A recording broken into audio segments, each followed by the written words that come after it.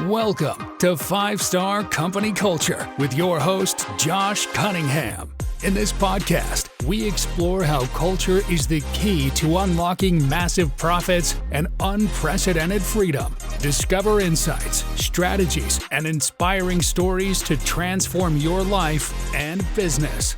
Here's your host, Josh Cunningham.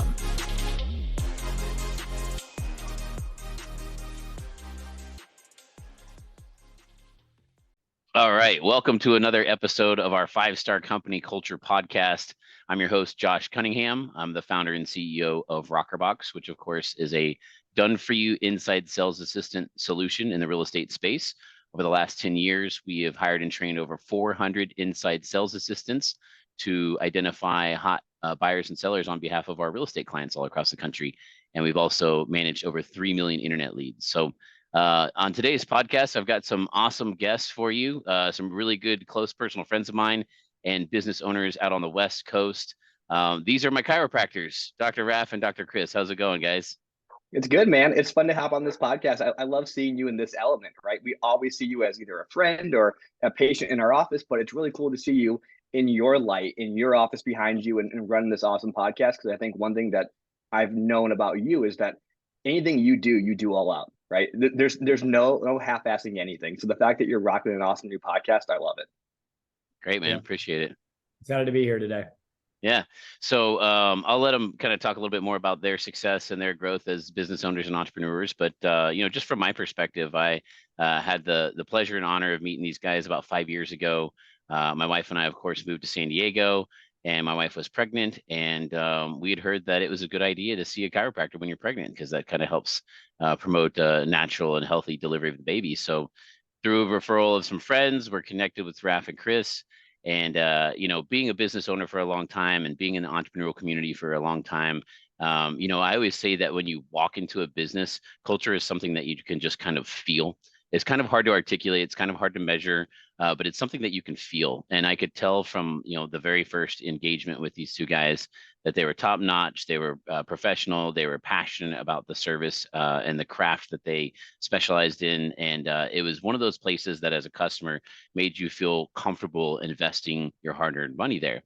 And I know a lot of times in life and in business, we kind of have that buyer's remorse sometimes. We get into an engagement, we get into a relationship, and we're like, I just don't feel great about this. And it winds up leading you to looking for those bad problems and picking out those bad problems, and you just overall have a terrible customer experience. But again, over the years, got to know you guys a lot closer and got to learn a little bit more about your business and how you guys do things. So I definitely wanted to bring you on the podcast today to shine some light on your success and talk a little bit about that culture, right? What was it that I was feeling from a customer service standpoint that made me want to keep coming back and investing my hard-earned money there? And what is it that feeling, how does that, create wonderful employee experiences as well? Because, I'm a firm believer that if you make your employees' life great and fun and easy and rewarding, then they're going to carry on that experience to your customers as well. So before we dive into those culture-based questions, why don't we give you guys a minute to just kind of give us your background? How'd you guys get into business? And how'd you decide, to open up an office in beautiful sunny San Diego of all places? So I'll let you guys take it away. Chris, go for it, man. Yeah, Dr. Raf and I, we met in grad school in Atlanta, Georgia, back in January of 2011, I believe. And just, kind of became friends and closer as we went through graduate school together, and just realized as that program went on that we had similar goals and values, and also just both kind of had in mind for different reasons the idea that we loved San Diego as a place we would want to live or kind of start our practice. And so we came out, did our last residency in San Diego, and then that was in the kind of spring, summertime of 2014. And then at the end of 2014, we opened Acru Health together. And so we moved to San Diego not knowing anybody, didn't have, relationships and contacts and family or, any kind of practice base here. We didn't buy somebody else's practice. We convinced our dads to sign the dotted line to open up a 2,500 square foot office, in a really kind of desirable area here in San Diego with no patients and, just a lot of passion and excitement and drive. And, thankfully we had that support, initially to at least get the ball rolling, and hit the ground running. And it was really just kind of launched from there. And obviously we'll speak more about kind of our culture and what I believe allowed us to be successful, but it was kind of started from nothing. And, Dr. Rafa and I always kind of joked that when we opened the practice, we were sharing a bedroom and had our mattresses on the floor, in the first place we lived in San Diego together. And thankfully we've come a long way since then, over the last, 8.5 years. But it was kind of a fun journey and a grind for sure. But it definitely is a lot to look back on for sure.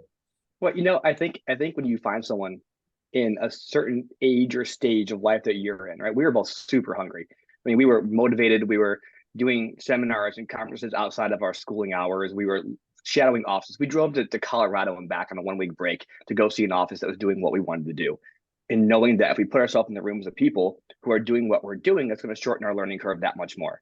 Came out here, rocked an office. I mean, literally 2 beds, 1 room, in a 2-bedroom condo with someone else in a different bedroom, and 1 IKEA nightstand between us. We couldn't even afford 2 of them. We couldn't fit 2 of them either. So we've come a long way.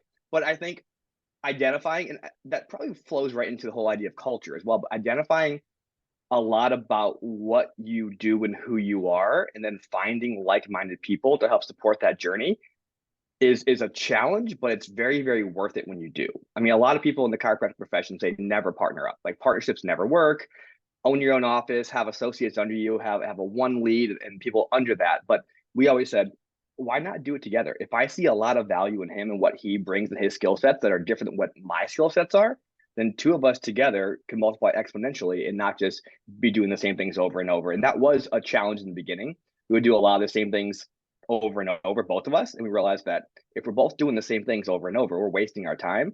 And when we can really divide and conquer and lean into our strengths, you can do a lot more, a lot faster as well. That's a really great perspective. And just for starters, I mean, chiropractic care as a profession, I believe, is a very purpose-driven profession, right? Like, I mean, your goal is to help people and make their lives better, and unlock some realization that they may not have had about self-care and living a healthy lifestyle. But what was it that you guys did that made your practice be differentiated from all the other practices that you'd seen already open, or that you'd shadowed or been observant of? What was it that you guys decided on to really make the differentiator between your service and other people's? Yeah, I don't think it was something we did different per se than the ones we shadowed. It was more of the same because it worked so well, but different than the majority of offices, right? And we leaned into the idea of education. I think people have to know why they're doing something if they're going to do it for a lifetime. And chiropractic can be amazing to get someone out of pain and to eliminate a symptom or a stress or an issue. But if you're not going to continue on with it and stay healthy, there's no point in starting, in my mind. We've always have really educated from day one the importance of the nervous system, the importance of the brain-body connection, the importance of taking care of it so that you can be your best in whatever endeavor that you want to do. Whether it start a real estate company, whether it be an amazing dad or a father, be it a wife or a mother, be an amazing employee, whatever your goal is, whatever your life calling and purpose is, you can do it to your best when you're healthy. And when your health is gone, you really can't. And all focus then goes on to getting your health back. So we always started educating from day one with workshops and different things for the community. And I remember at one point in time when we were starting our office, we were building it out and getting our actual license from the state of California. So we couldn't be seeing patients yet. So in that in-between time, both Dr. Chris and I were driving for Lyft and Uber at night, but then marketing, networking, doing workshops, teaching, educating people in the community on the importance of taking care of your brain-body connection and just your body in general. So I think we found a way to get a message out, and then we just beat that drum over and over until as many people who wanted to hear it could hear it. Yeah, I think just to kind of add to that, I mean, there's 2 kind of elements I think that has allowed us to be successful. I mean, when you come into any industry, I think that there are certain things in the industry that can set you apart in terms of how you kind of deliver whatever your service is. So in our office at Acru Health, the technique that we practice is very specialized. It's not just general kind of rack 'em, crack 'em manipulation, pop in, pop out.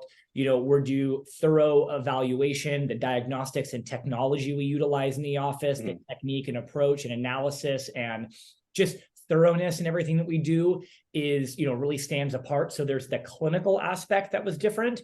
But then I think the other part, which probably ties in to, what really this podcast and what you're really working on, Josh, is the fact that, ultimately your business, I think, is a reflection of who you are as a person. And, absolutely.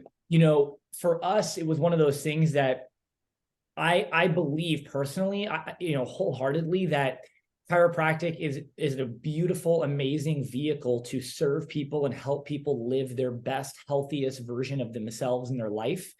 And that everybody is healthier when they are under some kind of consistent chiropractic care. And yet, when we have people in the office, we had this mindset from day one, when you kind of talked about earlier about the idea of just walking in and what do you feel?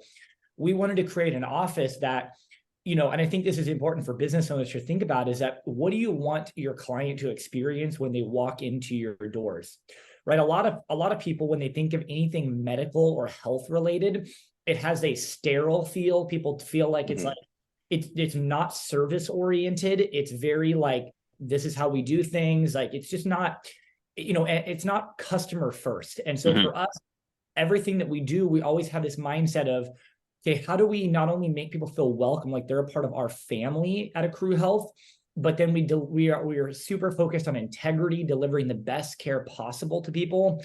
And when people walk in the doors, it's having an environment where, with the windows and having a lot of natural light and having kind of an open concept and feel where not all this stuff is all behind closed doors, and just, the colors and the flooring and all these different things create opportunities where there's educational pieces, but it's open, it's comfortable. There's people can grab a beverage, grab a coffee, grab, a sparkling water from the fridge, grab, an applesauce pack for their children. There's an area in the corner, because we do a lot of pediatric and family care, where there's an open area where there's, children's Netflix on and drawing areas. And so we really try to create this open feel where it says, who is our ideal customer? And if that ideal customer walks in our door, what do we want that ideal customer to feel and experience? Not just on the clinical side, which is really, really important, but also just on the service customer relation side. Because even if you deliver the best service possible in terms of the clinical side,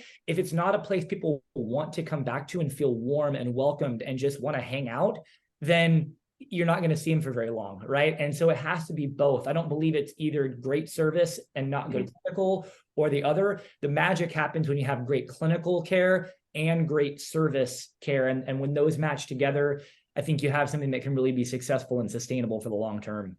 Yeah, that's awesome. And you can see how easy it is for you to articulate that, because that, like you said, it truly is who you are. Your business is a reflection of who you are. And, a lot of times in business, we get wrapped up in all of the action, right? We're all action focused. What type of activities can we measure? What type of activities can we improve? But if you think about the human decision-making process, the action that we take is a response of how we feel. And our feelings come from our thoughts and our beliefs and our emotions.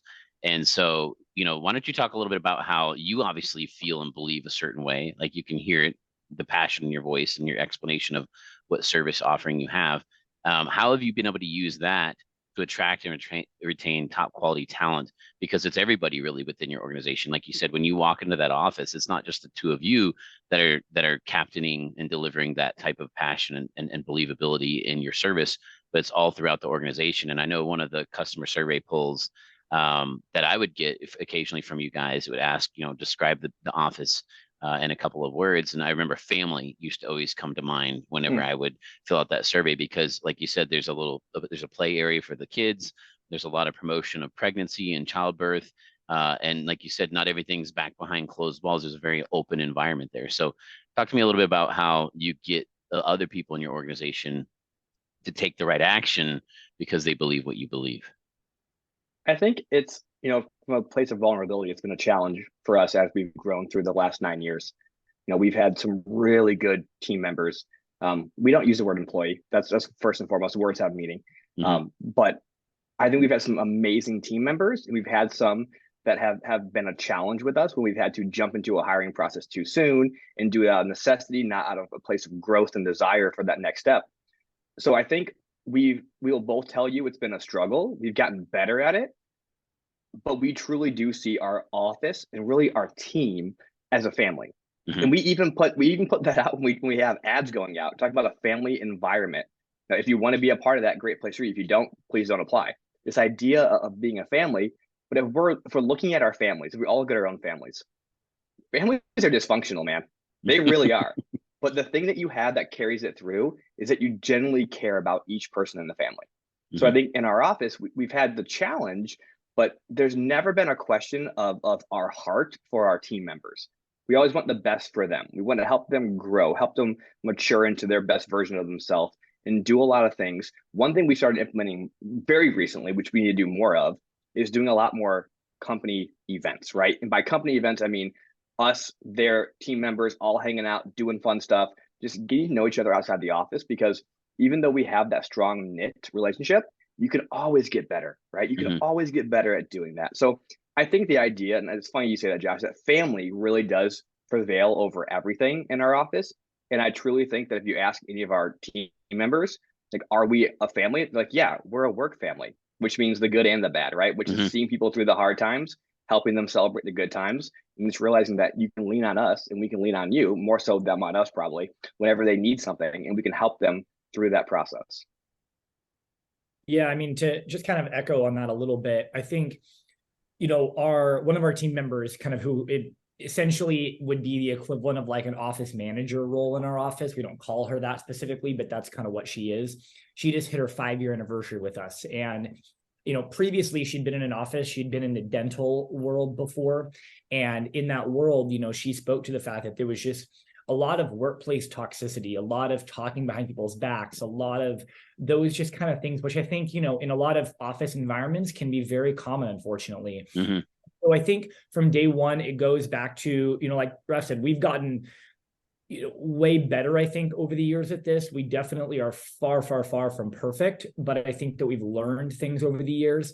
But I think from day one, what we've been good at is trying to create an open environment where we say, hey, this is what we're looking for. This is our passion. And we understand that our team is never going to be the exact same as us because they're not the ones delivering the care. They didn't go to school for what we do, but how can we transfer that as much as possible to them and inspire them, but also recognize that for us, we don't hire for people's experience. We hire for who people are. And I think that because you can't really change who somebody is. I don't really believe most of who somebody is. You might be able to refine some nuances, but mostly if someone's in their 20s, 30s, 40s, like they pretty much are who they are at that point. And yet they don't have to know a lick about chiropractic. We can teach them about chiropractic or about all kinds of the stuff that we do in the office or the, kind of nuts and bolts of the day-to-day stuff. But what you can't train is what is someone's emotional intelligence? What is their integrity? What is their communication? What is their honesty like? And so I think we try to set that stage from day one, and as early as, an ad we post or whatever it is in those initial communications. And then also in the hiring process, typically what we've done is in the past, we've done some group interviews, but more recently, just from an effectiveness standpoint, if we have people that reach out to us in hiring, Dr. F and I usually do, a 10-minute screening phone call interview with anybody that looks like they could be a potential, potential fit or have something that could be a good opportunity for our team. And then just to kind of get a feel for who they are. And then what we do is if we decide we want to move forward with them, we bring them in for about a 30 to 40-minute interview in person. But that's not just an interview with us. Because we are a small team, we have our entire team involved with that. So when we bring somebody on the team, it's not just, hey, this is our new team member. Hey, everybody welcome so-and-so. It's if we're down to 2 people or 3 people for a position, we have everybody on our team because they work with each other even more than they work with us on a basis. And so we got to make sure that we are all on the same page before we make a hiring decision. And we feel that's really, really important so that as we go forward, it really kind of cultivates that team dynamic and everybody's a part of it. There's nothing hidden. We're not like hiring people and then just surprising our team with this is the new person that's on our team. And I think that helps to make things more successful as you go forward as well. So, those are just a few things I think that we've learned and seen over the years that have been more helpful. But again, just really trying to speak into our team about what we're looking for. And from a patient standpoint too, what you mentioned earlier, when we do progress check-ins, when people have their little clinical check-ins along the way, part of that check-in, or probably 2/3 of that check-in is more clinical related, but another part of that check-in is more office experience related. And we have a few questions on there that speak to their experience with that, and areas where things that they are loving, and any areas that we can improve, whether it's us as doctors or with our team. And because if we're open to that feedback, which I think is really, really important, because a lot of times people won't say anything, you have the opportunity to if there's an issue, address an issue, or if if things are great, then that's awesome. And it gives people a place to even, tell your team, hey, you guys are doing awesome. Hey, here's what so-and-so said about our team. You guys that's fantastic, whatever that is. Right. Mm-hmm. So I think that just that opportunity for communication and feedback that you want, it really creates a culture that you can just keep improving and getting better as time goes forward. Yeah. I think a really good point on that too, real quick. Sorry. Yeah. It's the idea of when you ask someone for feedback, being open to that feedback. Because so often it's easier, right, to not ask, just to pretend it's all great and just, someone stopped being a client or a patient. Oh, wonder why, versus digging in and saying, hey, what's going on? Is there a reason why you're unhappy? How can we be better? And I think the overarching, my brain says, hey, you're a team more than anything else. Not a boss, an employee, but a team. A team has a captain, it has a coach, it has a leader, right? Mm-hmm. If you're that, and the team's goal is to continually get better. Like an employee's goal might not be to get better. It might be to punch in, do the job, punch out, get a paycheck. Mm-hmm. But if you're truly a team, like your goal is to get better. And if you view yourself when you are the one in charge as a leader, as a coach, as a captain of that team, and then you treat your teammates the way you show with respect and dignity and help them improve, the goal of that team is to get better over time. So if that's the case, why wouldn't you ask for feedback? Mm-hmm. Like if your goal is just to make some money and not know what's going on, pretend it's all gravy, then don't ask for feedback. But I think the people listening to this podcast, I'm sure in your world too, Josh, you want to get better, because when you get better, you can do more and have more impact. Yep. Yeah. And I think one of the ways that we articulate that here at rokrbox is we always focus on the fact that we're a human capital organization. Mm-hmm. Our number one asset is our people. Our goal is to attract, retain, promote, and reward the top, talent in our organization and keep them moving forward. So I think you did a really good job of articulating that. Thank you.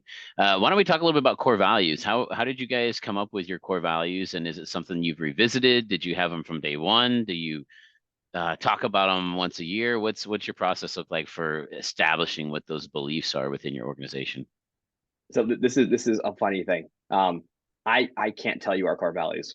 I can't list them off and read them off right now. I'll tell you what they are, because and we had this discussion a while back. We've set core values. We set vision statements, mission statements, all this fun stuff. Chris may feel a bit different on this, but it's a fun dynamic. I truly feel when you live who you authentically are and you show up that way every day, like that will disperse down to your team, and then from the team to your clients, employees, patients, whoever it is, or below it. So I think I had a mentor one time tell me, he goes, your office, call it a business, will never outgrow who you are. Mm-hmm. And when he told me that, I didn't get it. I mean, I was in school, I was probably 23, 24, right?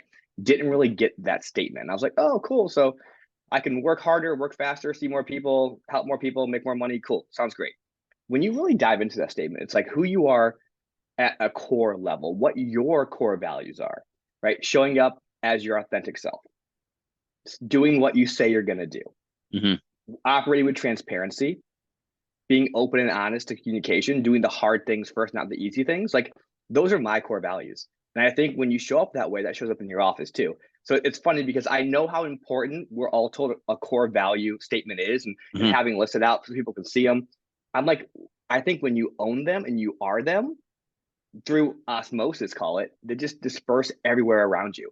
And then you have to be really, really careful too, that when things are going against that, against what the office's core values are, what the intention is, that you nip that out as fast as possible. Because like one bad, sickly plant in the garden can spread to other ones. Yep. You pull that thing out right away. You nip it out. You don't let it exist.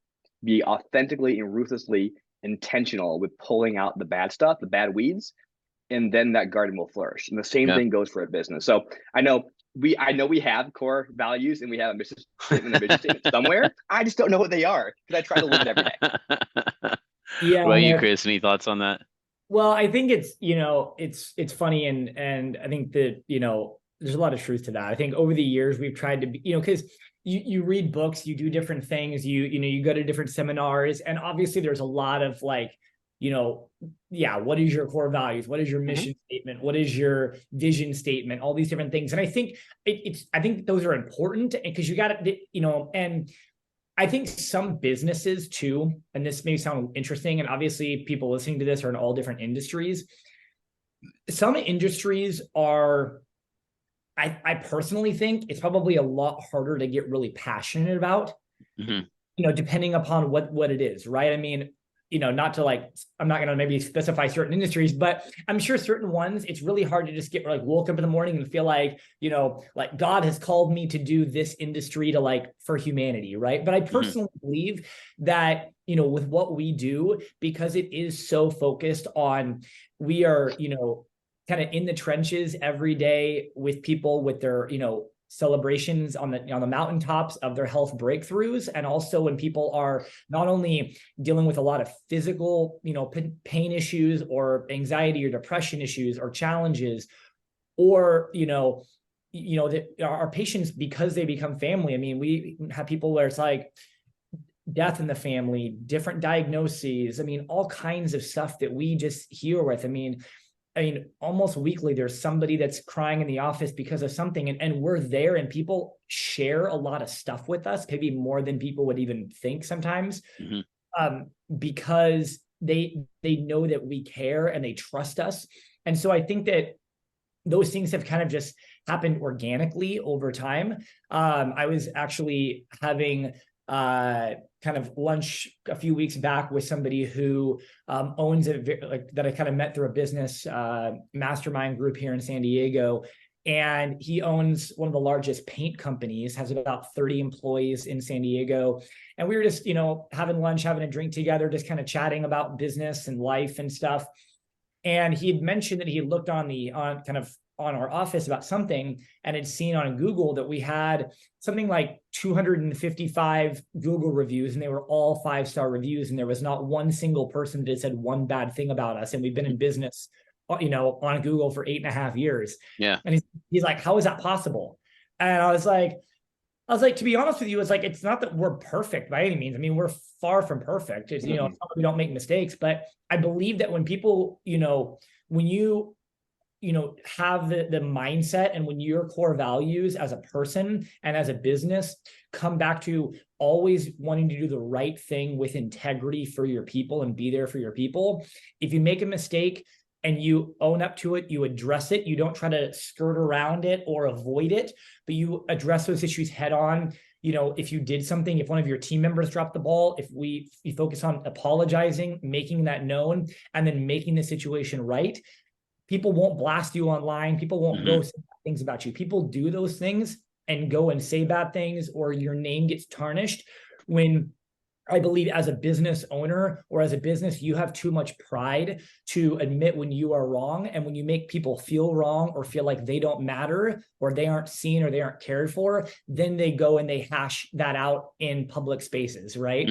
If there's issues, even if you're not, again, not perfect, but if you address those and always strive to do the right thing and the best thing possible, then people will, recognize that even if you, make a mistake sometimes on something, they're going to give you grace in those areas if they know that your care, and your heart is coming from the right place. Right. So, yeah, I think one of the things you alluded to was the customer reviews online. And I always say that having a 5-star company culture is the key to generating those 5-star reviews. We live in such a peer reviewed society these days that, like you said, if your heart's in the right place and people can feel it, and the law of reciprocity works like a miracle, that, if you're always putting positivity into other people's lives, that people will go out of their way to create that positivity in your life as well.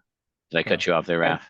No, you're good. I mean, I think that's so well said. Like, I am so selfish in my life, which sounds funny when I say it out loud, but I will never do something that doesn't let me sleep well at night. Like my sleep is so important to me and on a big scale. And that's a representation of what we're trying to say here. But if I ever have anything in my life that is not letting me sleep well, it doesn't sit well with me, I know I messed up somewhere. Right. So I think being so true to doing what's right and what's right in your heart and in your mind and in your soul, and then doing it in a way that helps other people feel like they're special goes such a long way, man. I mean, like Chris said, we're not perfect. We're nowhere near perfect. I mean, in honor of Easter, which is in a couple of days when we're recording this, right? We're not Jesus. We're trying to be more like him. We're not perfect people. We're imperfect, and that's fine. But the human experience is to learn and to get better and to do your best. And if you always have that mindset, man, can you really dive into those kind of things? And people feel that. People see that, and people respond well to that. So just doing things that sit well with you, with your soul, with your heart, with your mind, and doing that consistently allows you not only to feel really good about who you are and who you're becoming, but also to run a really healthy, really strong business. And all healthy, strong things tend to grow. Yep. Last thing I want you guys to touch up on here, a lot of times as entrepreneurs, people ask the question, why did you get into business? And the most stereotypical answer is to make money. But I feel like the real reason beyond that is to generate freedom and freedom in your life and your business and your soul experience. So why don't you guys talk a little bit about how building this positive company culture, building this winning environment has helped you achieve and unlock some freedom in your personal lives, in your personal relationships, in your soul freedom. I know that you guys take Fridays off. I know that you guys have traveled abroad. Raph, you just got married this year and spent a couple weeks in Europe. And you guys have some side hustles and some Airbnbs and stuff. So how does the culture, the 5-star company culture being locked in at Acru Health, how does that help you guys achieve some of these other goals and dreams in your life? Well, you can't do it all yourself, right? As an entrepreneur and a business owner, you start off trying to do everything, wearing every hat and pushing the rock up the hill all by yourself. That's not sustainable, for one. And two, it's not productive, right? You can go so much farther with team members who feed into that. Am I cutting out? Am I good? No, you're good.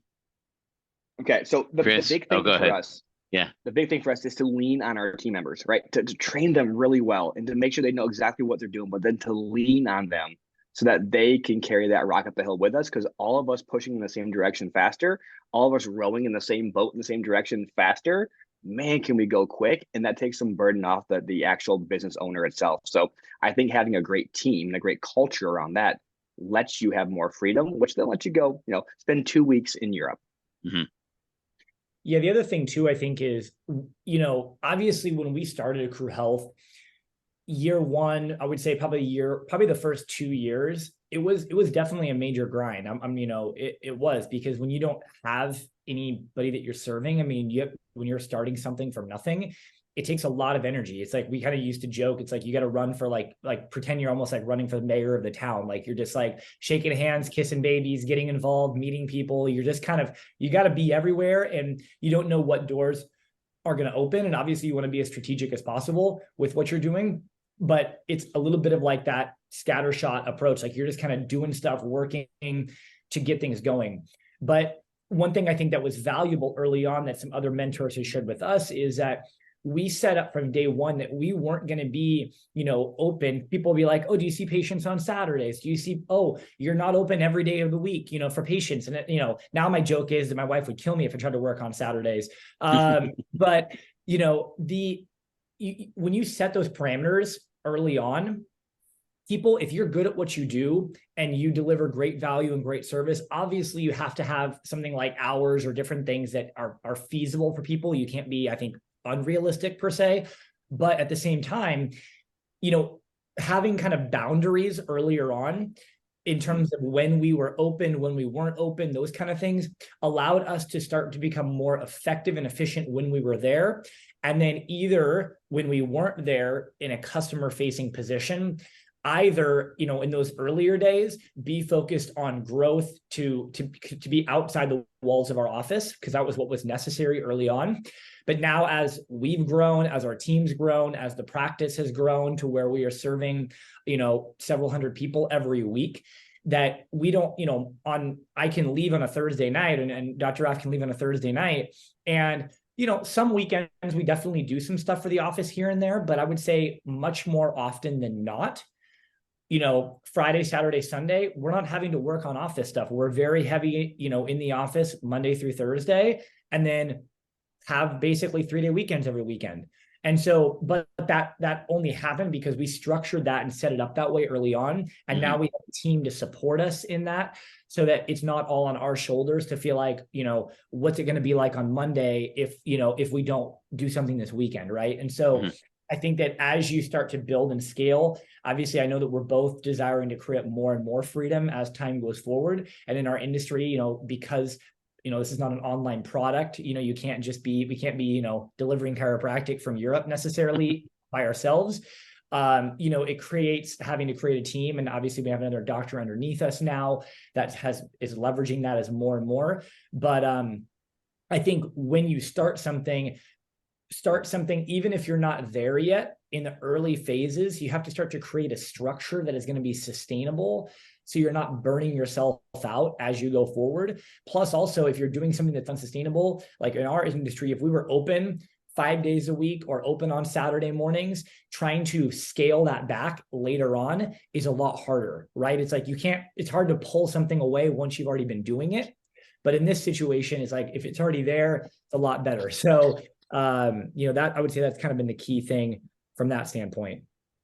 Yeah. Awesome. Well, guys, I really appreciate you taking time out of your busy schedule to come and be a guest on the podcast today. It's been an honor and a privilege to get to be a customer of yours. It's also been a wonderful experience getting to be closer to you as personal friends and fellow entrepreneurs. Any last thoughts or ideas about culture or core values, or just achieving that freedom in your personal and business life? I mean, I think you said it so well in the beginning, right? It's hard to measure it. It's almost an intangible thing, but when you have it, right? And I think it starts with who you are as a person. It starts with how you run your day. I mean, today's our day off. Dr. Chris and I were met for a workout at 7 a.m. Like, we breathe, sleep, eat, and live the idea of being healthy, right? And that ripples out to everyone in our organization and everyone we come in contact with on a daily basis. So I think it starts with who you are. It starts with being intentional to set a culture, to set that tone for your business. And then it takes someone ruthlessly eliminating the negative and feeding into the positive, and really leaning into those values that you hold to be true, and doing that on a daily basis. But if you do that, man, culture can be that rocket ship, right? Culture can take a decent business to an amazing business. And the fact that you're doing this now is so big, because people always need better and stronger culture. And a lot of people don't know how to find it, right? So when they start to find someone who can teach them how to improve their culture, how to lean into that with actual ideas and beliefs and systems and processes and things that you do that have been so successful in your business, I think it's such a needed thing. And I can't understate how important culture truly is. Awesome. Yeah, the last thing that kind of came to mind for me, excuse me, is the idea that, a lot of people health-wise, we have different symptoms, we have issues, right? Whether it's a pain issue, whatever the different problem is.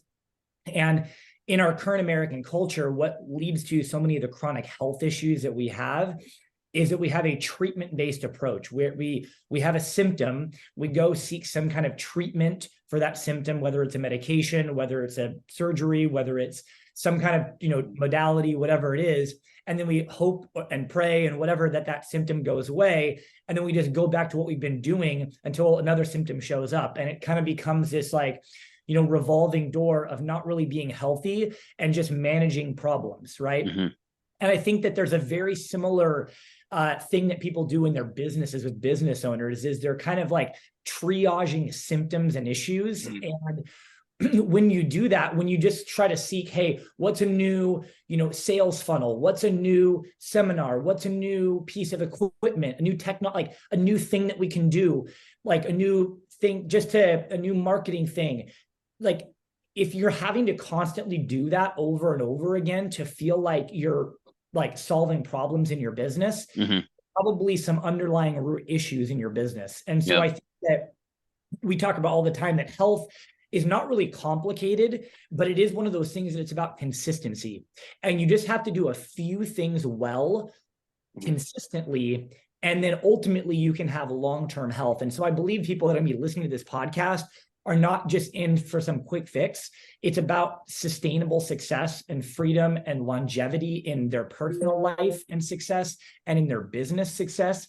And so if you want that, culture and core values and building a sustainable model is what allows you to feel like you have a less stressful business and a more fulfilled business. And I think that's where people can really start and lean into what you're doing, Josh. That was awesome, man. Really appreciate the analogy there. I think that was made it crystal clear for myself and I would imagine our viewers as well. So thanks again, guys, for your time. As we say, culture is the key. That's our social handle. Check us out on Instagram, TikTok, Twitter. Culture is the key. And join us next week. We'll have some more amazing guests shining some light on how you can unlock your personal and business freedom. Thanks again, guys. Thank you for tuning in to 5-Star Company Culture with Josh Cunningham. Embrace these lessons to elevate your business and join the ranks of thriving organizations. Stay tuned for more episodes. And until next time, remember, culture is the key to your success.